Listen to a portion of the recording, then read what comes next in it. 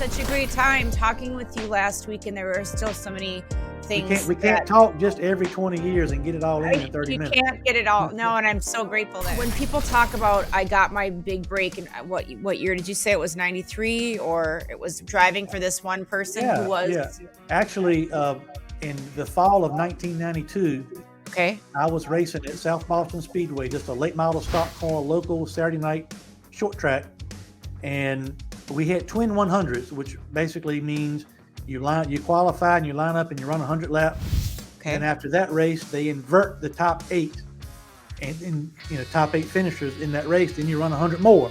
So 2 twin 100 lap races in the same night. And I was fortunate enough that night at South Boston to win both 100 lap races. So I won the first one. Okay. They made me start 8th in the second one, and I was fortunate enough to pass and get through and win the second one as well. There was a guy who I knew from being in racing circles named Don Beverly.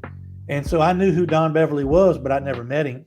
He just happened to be at that race that night at South Boston that I won both legs of the 200 lappers. He came to Victory Lane while I was doing my hat dance and celebrating in Victory Lane and said, "Hey, I'm Don Beverly." I said, "I know who you are."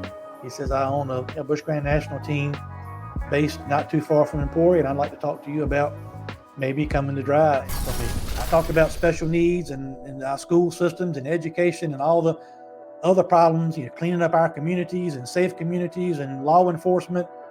All these things are issues that I plan to deal with, but the trigger on it is we're letting lobbyists and out-of-state special interests run our government. Nobody wants to hear what I have to say as a constituent.